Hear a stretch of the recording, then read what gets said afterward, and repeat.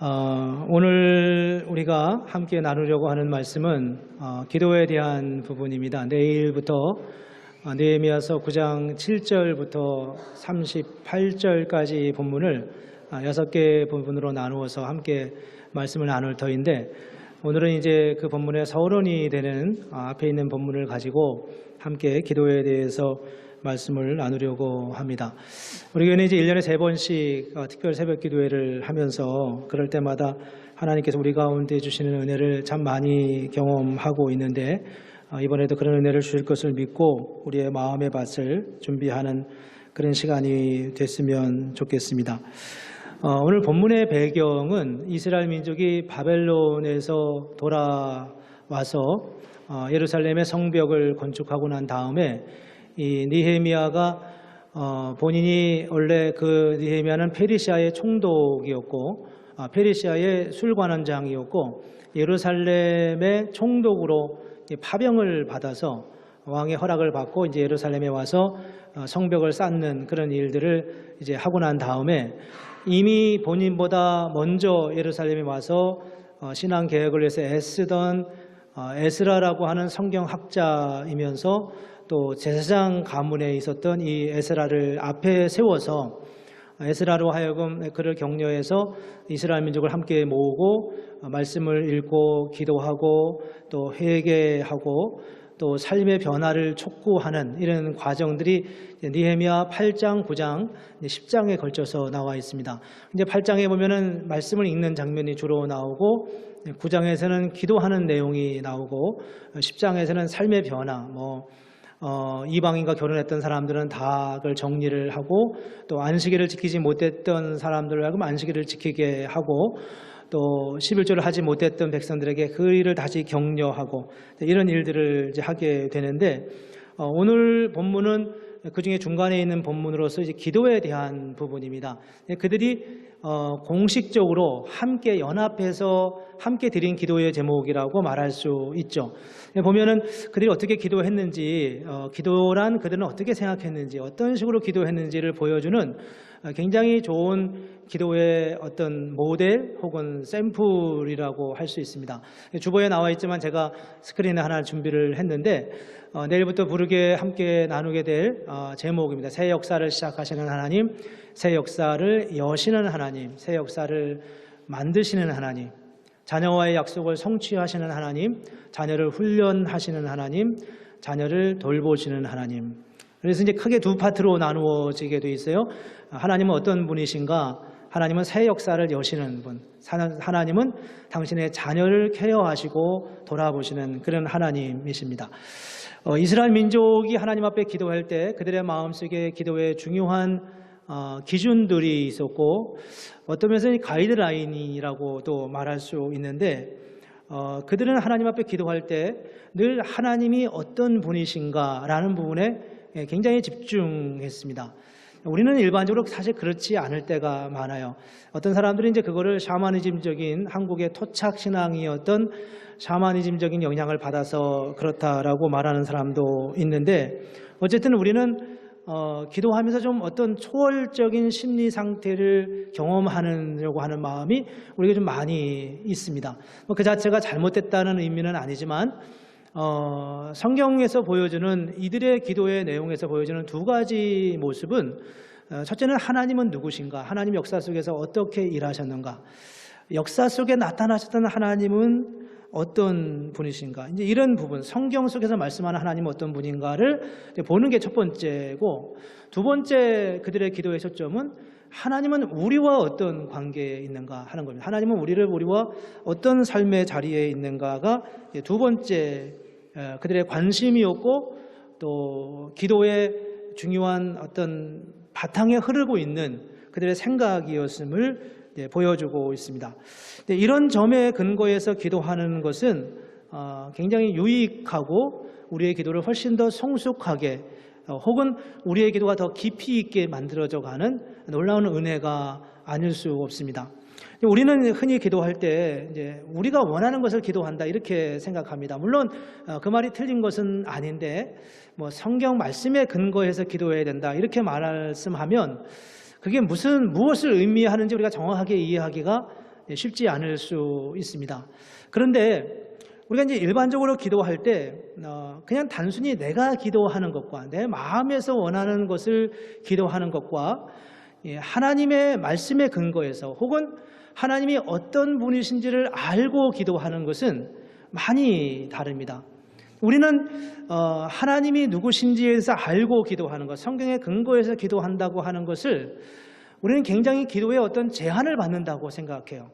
내 마음대로 기도도 못하고 내가 원하는 걸 구할 수도 없고 하나님이 뭐 하라는 것만 하고 하나님이 말씀한 것만 해야 된다, 이런 생각을 해서 불편할 수 있고 그걸 굉장히 좁은 의미의 기도처럼 생각하는데, 사실 하나님의 말씀에 근거해서 그분이 어떤 분이신지에 근거해서 그분을 잘 이해하고 기도하는 것은 우리의 기도의 폭을 굉장히 넓히고 확장하는 의미가 있습니다. 예를 들면 하나님이 어떤 분이십니까? 하나님이 여러분을 택하셨습니다. 여러분 부르셨어요. 하나님이 나를 부르신 건 내가 알겠어요. 나를 어디로 부르신지도 내가 알 것 같아요. 그런데 어떻게 일하는지에 대해서는 내가 가지고 있는 아이디어가 거기에 대해서도 물론 있어요. 하나님, 내가 정말 이곳에 대한 열정이 있습니다. 나는 캠퍼스 선교의 열정이 있습니다. 나는 성가대의 열정이 있습니다. 오늘 어떤 분은 성별하시면서도 그렇게 성가 찬양팀을 위해서 애써 홍보까지 하시고 가시는 우리 집사님들, 나는 찬양팀에 열정이 있다. 놓을 수가 없는 거죠. 놓을 수가 없는. 근데 가시면서도 이 광고를 해야 되는지에 대해서는 우리가 생각을 또 한번 해보는, 이건 농담입니다. 이런 생각입니다. 우리가 하나님의 뜻이지만 거기까지는 알겠어요. 내가 이렇게 생각해야 된다는 것도 알겠어요. 하나님이 근데 어떻게 인도하시는가를 생각하는 것은 한 번쯤 하나님의 방법은 뭔가, 하나님 나한테 무엇을 원하시는가에 대해서 깊이 그분의 생각과 그분의 의지를 알아야 된다는 겁니다. 여기서 이제 우리가 늘 이제 생각하게 되는 많은 성경의 인물들이 있잖아요. 많은 성경의 인물들이 하나님을 따라가는 과정 속에서 내 뜻이 접어지고 내 뜻을 굴복시키고 하나님이 당신의 의지대로 그의 인생을 이끌고 가서 결국 그를 통해서 하나님의 위대한 역사가 일어나는 경우를 허다히 볼 수 있습니다. 그 중에 이제 우리가 잘 아는 한 인물을 보면 모세가 그런 사람이죠. 모세가 어떤 사람입니까? 히브리인으로 애굽에 태어나서, 이집트에 있는 사람들은 대부분 다 함족 자손들이잖아요. 근데 이 모세는 히브리인 셈족 출신입니다. 그래서 셈족 출신이 이집트에서 태어났어요. 그러니까 거기서 태어나서 거기서 자랐는데 이러저러해서 그가 이집트 애굽의 왕궁에서 공주의 아들로 왕자로 살았어요. 몇 살까지 살았냐 하면 무려 40세까지 왕자로 살았습니다. 어쩌면 그가 애굽의 왕이 될 수도 있는 그런 위치에 있는 거죠. 자세한 상황들을 우리가 다 알지 못하지만 적어도 40세까지 그가 왕자로 살았다면 그런 굉장히 탁월한, 잘 자리 잡은 그런 하나님의 그런 이집트의 왕자의 위치를 가지고 있는 거잖아요. 그런데 그 모세가 그 40세가 되었는데 거기서 무슨 생각을 하냐 하면 내 민족을 구원해야 되겠다는 생각을 하는 겁니다. 내 민족을 구원해야 되겠다. 우리 히브리 민족, 노예 민족, 종으로 살아가는 저 민족을 내가 구해야 되겠다고 하는 뜨거운 열정이 생기기 시작하는 거예요. 얼마나 훌륭합니까? 얼마나 위대합니까? 그 엄마는 도대체 누구였으며 그는 누구였길래 이집트의 왕궁에 살면서 그것도 40년을 살아왔는데 거기서 자기 민족을 구원해야 되겠다고 하는 열정을 갖게 되는 것은 얼마나 훌륭합니까? 정말 하나님이 준비한 사람이잖아요. 하나님이 그 마음을 어떻게 준비시켜 놓으셨기에 그렇게 하셨냐는 거죠. 이런 놀라운 하나님의 역사, 하나님이 준비해 놓은 사람을 볼 수 있습니다. 그래서 이제 모세가 나중에 자기 민족을 돌아보기 위해서 자기와 같은 종족인 히브리인들이 노예로 살아가는 그 일터에 찾아갔는데 거기서 감독관이었는지 누군지 모르지만 애굽 사람이 이 히브리인 한 사람을 계속 괴롭히고 있는 모습을 봤습니다. 그래서 모세는 그 괴롭히고 있는 그 이집트 사람을 죽이고 모래 속에다 파묻어 버립니다. 아무도 모르게 했습니다. 그리고서 모세는 아마도 그런 마음의 기대를 하지 않았을까요? 아무도 못 보게 했지만 아마 누군가는 보았을 것이고 내 민족이 그 소문을 점차 듣고 나면 애굽의 왕자가 우리와 같은 동족인데 우리 민족을 돌아보기 시작했다고 이제 그와 함께 뭉치자 그렇게 하지 않았겠습니까? 그리고 모세도 그런 마음을 갖지 않았겠어요. 그런데 이게 단 하루 만에 탄로가 나버렸습니다. 하루 만에 탄로가 나고 이 모세는 더 이상 거기 있을 수가 없는 상황이 돼서 미디안 광야로 도망을 가죠. 그리고 거기서 40년을 세월을 보내고 80세가 되었습니다. 요즘 애플에 아이폰 애플에 이렇게 자기의 사진을 찍어 놓고서 40년 후 이렇게 돌아가면 어떤 얼굴이 나오는지 나오는 거 있어요. 여러분 보셨나요? 모세의 40세의 모세가 80세의 모세를 상상해 보십시오. 어떤 모습이었을까? 그렇게 모세의 그 황혼기, 그 아주 청춘기 같은 그 액티브하게 뭔가를 할 수 있는 그 나이를 다 미디안 광야에서 목동을 치는, 양을 치는 그런 노인으로 그렇게 만들어 버리죠. 그리고 80세에 대한 모세를 다시 불러서 이집트에서 노예로 살고 있는 이스라엘 민족, 히브리 민족을 구원하는 놀라운 역사를 일으켜 갑니다. 저는 그 출애굽을 볼 때마다 늘 같은 말을 여러 번 하면서도 제 마음에 감동적인 것은 마치 이 히브리인들의 애굽에서 출애굽하는 것은 얼마나 많은 희생이 따라야 됨에도 불구하고 마치 어머니가 아이를 출산하는 것처럼 그 고통은 말로 다 할 수 없잖아요. 어머니의 출산의 고통은 말로 다 할 수 없는 고통임에도 불구하고 출산하고 나면 어머니도 건강해지고 어린 아이도 건강해지는 거예요.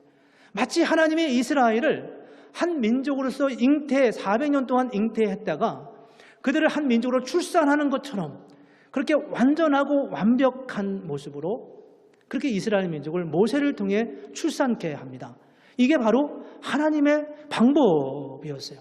모세의 아이디어는 무엇이었을 것 같습니까? 모세는 히브리 민족의 마음을 모으고 웅집된 몰려든 어떤 여론을 만들어서 그들로 하여금 힘을 기르고 애굽과 맞설 수 있는, 애굽의 그 힘과 맞설 수 있는 어떤 힘을 기르는 게 1차적 그의 작업이었을 텐데 하나님은 그렇게 말하지 않고 그렇게 하지 않고 그렇게 혈기왕성하게 자기 계획을 세우고 있는 모세를 미디안 광야로 몰아버려서 40년 동안 초로의 노인이 되게 한 다음에 힘 빠진 모세를 불러들여서 그러고 하여금 다시 그 일을 하게 하시는 거예요.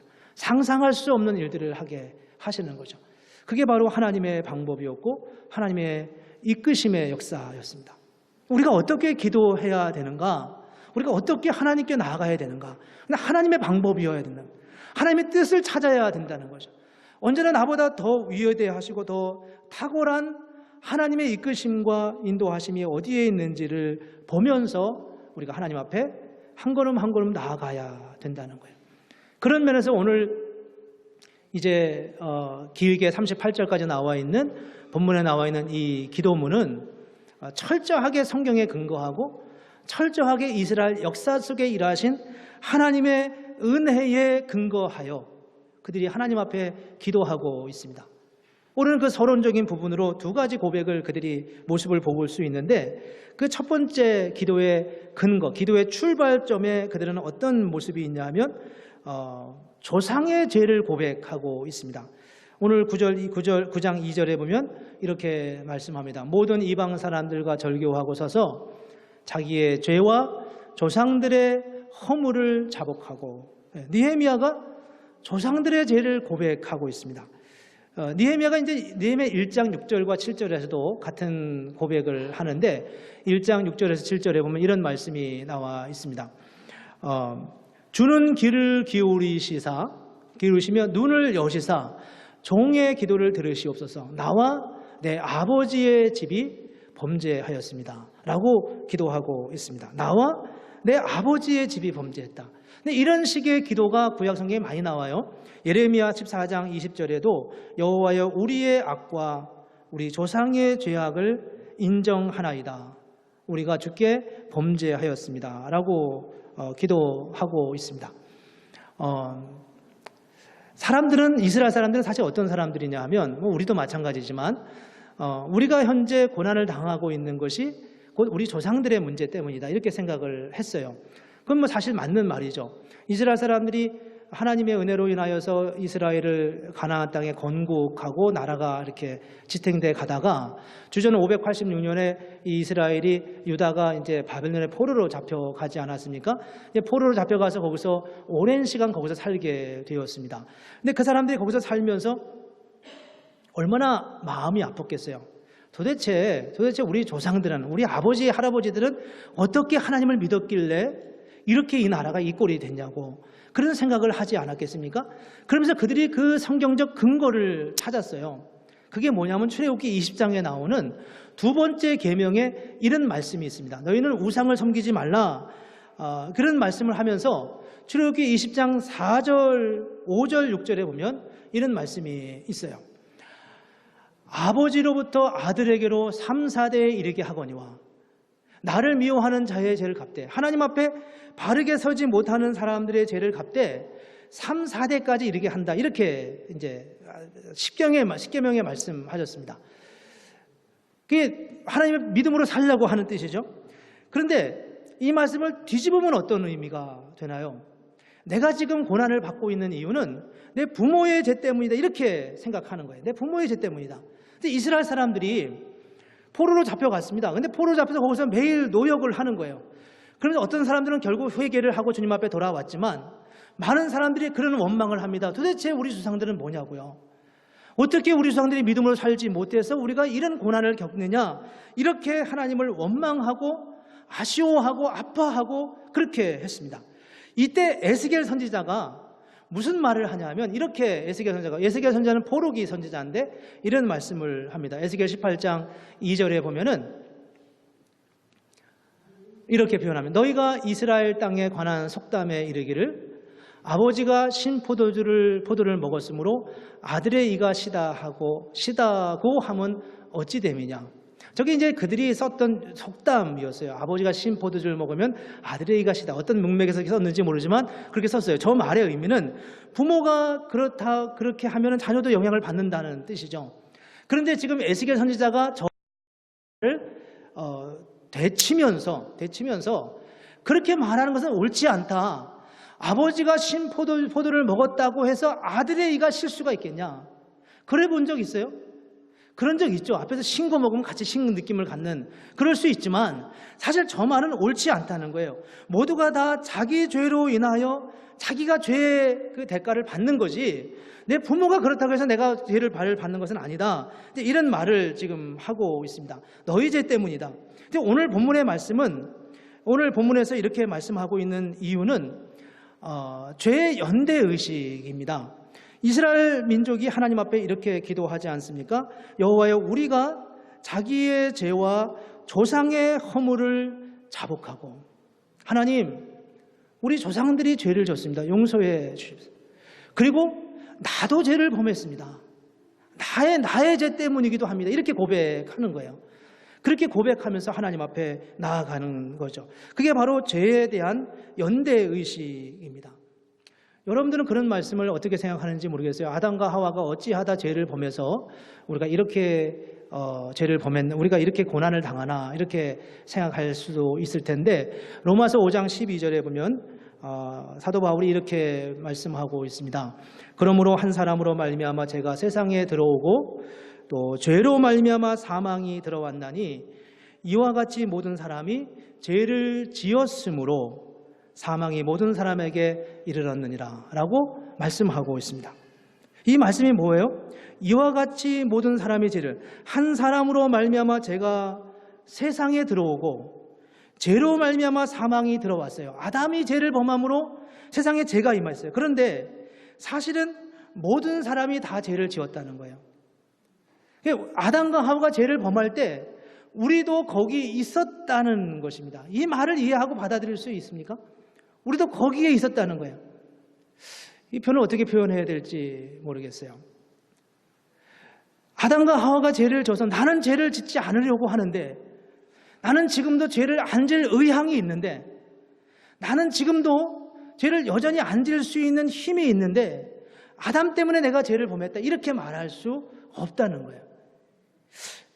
이게 지금 이 사람들의 고백입니다.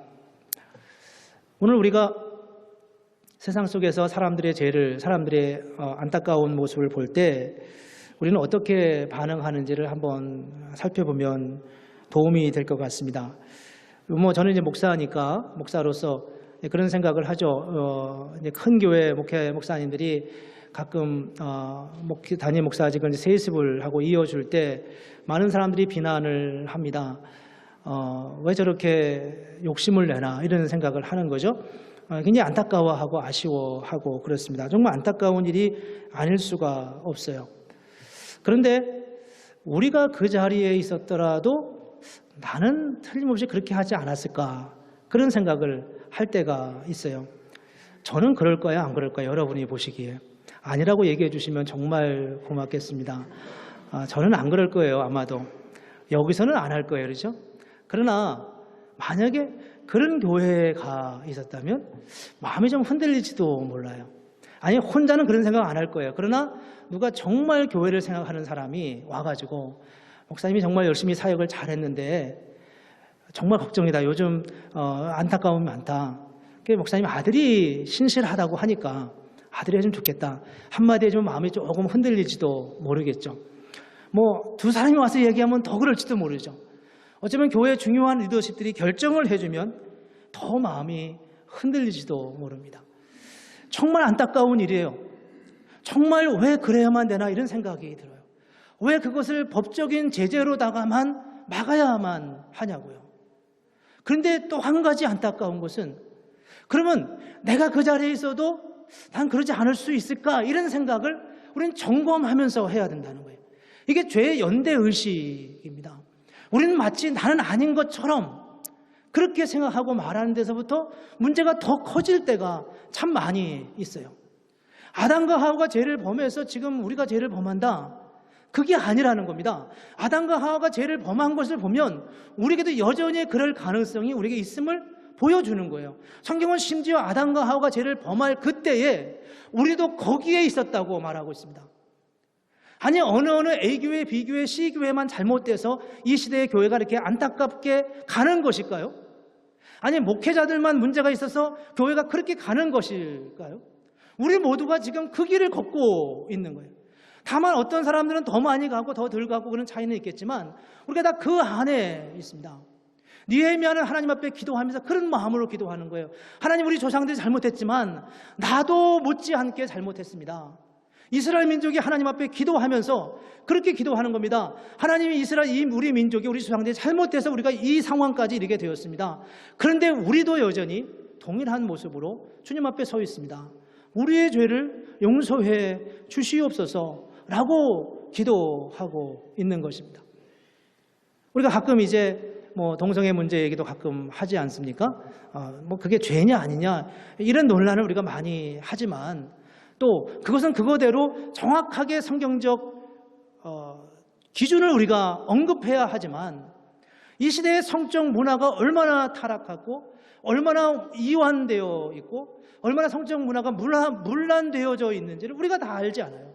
우리가 너무나 옛날에는 그런 이상한 이야기만 들어도 화들짝 놀랐던 상황들이 지금은 너무나 익숙하게 우리의 시선에 다가와 있고 우리 안에 너무나 익숙하게 자연스러운 것처럼 삶의 마치 일부인 것처럼 그렇게 느끼고 살아가는 게 우리의 삶의 현실이라는 거예요. 무엇이 잘못된 건 분명히 선을 그어야 하지만 그것이 마치 그들의 문제인 것처럼만 되는 것은 그건 문제라는 거죠. 어디서부터 삶의 문제가 회복되어야 되고 어디서부터 이스라엘 민족이 정말 하나님의 은혜의 자리로 나갈 수 있을까라는 문제를 우리가 생각할 때 하나님 나도 죄인입니다라고 하는 고백이 이 안에서 출발해야 된다는 겁니다. 우리 교회 안에 있는 모든 문제를 접근할 때도 여전히 같은 거예요.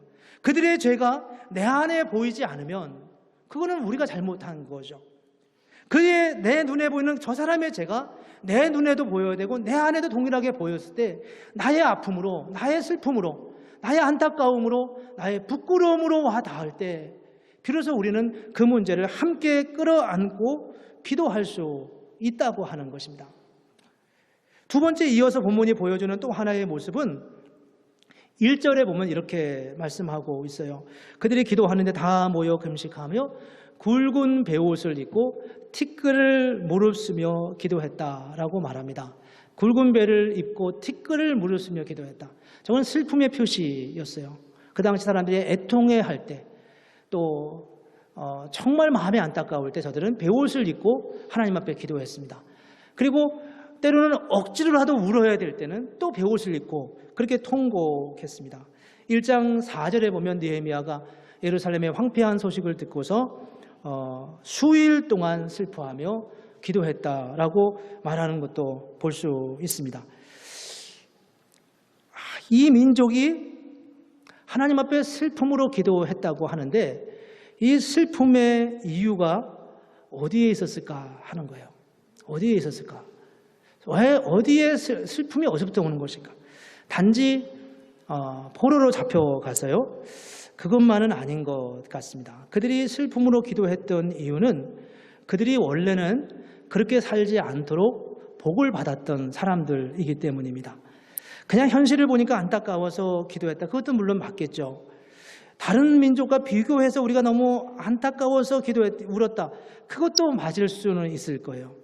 그러나 이들이 정말 슬퍼했던 더 중요한 이유는 원래 우리는 그런 존재가 아니었다는 것을 알았기 때문입니다.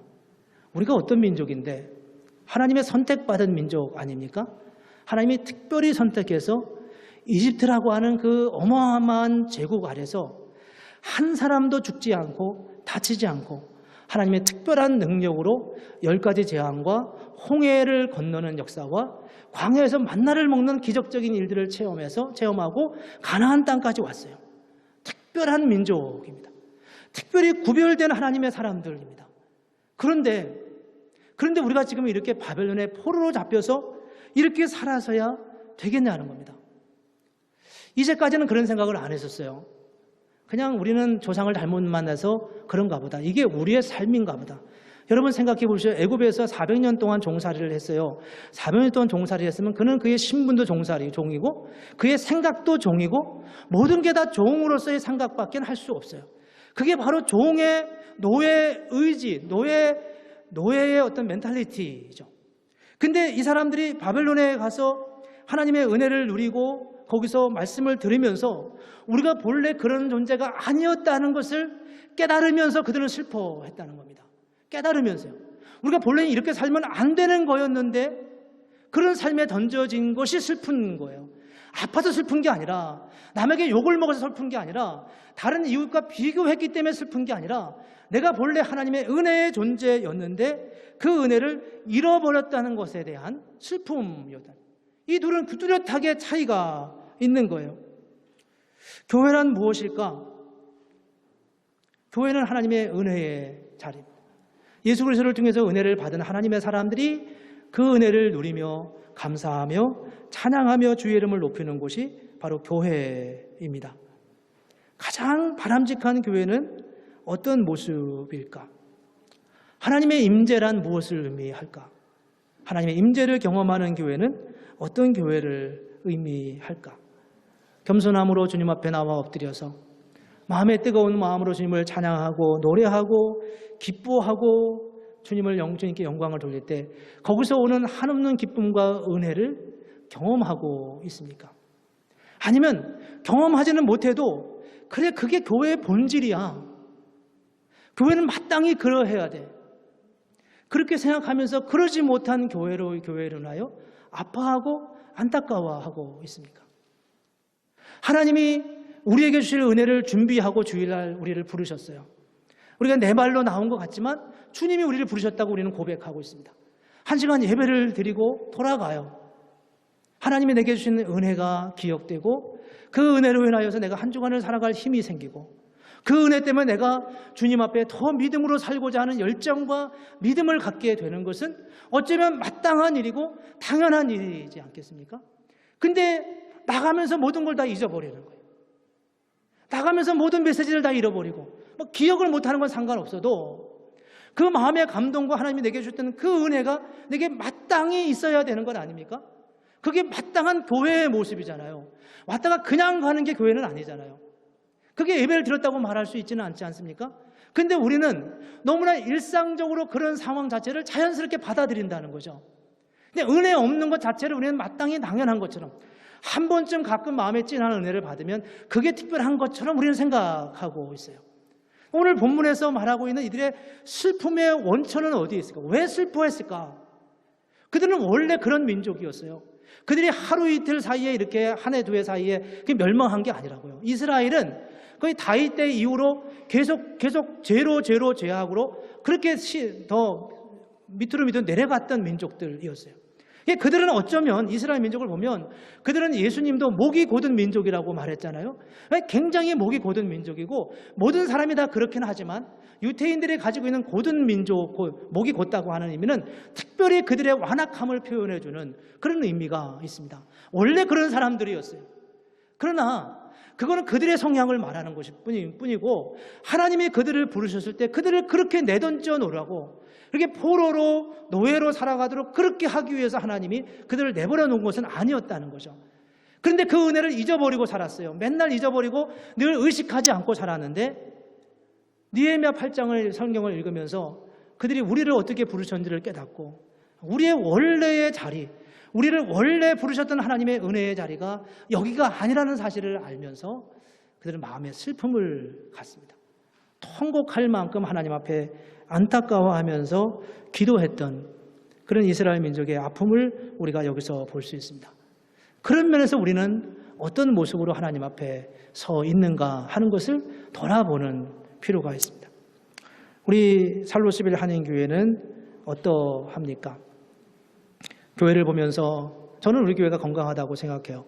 정말 하나님께서 여기까지 인도하시는 은혜가 너무 감사하고 놀라운 간증도 많고 고백할 것도 많아요. 그러나 하나님이 우리에게 본래 주시고자 하는 그 최종적 그 은혜의 자리를 생각하면 오늘 우리는 여전히 지금도 아파해야 되고 또 슬퍼해야 되고 안타까워해야 되고 기도해야 되는 거예요.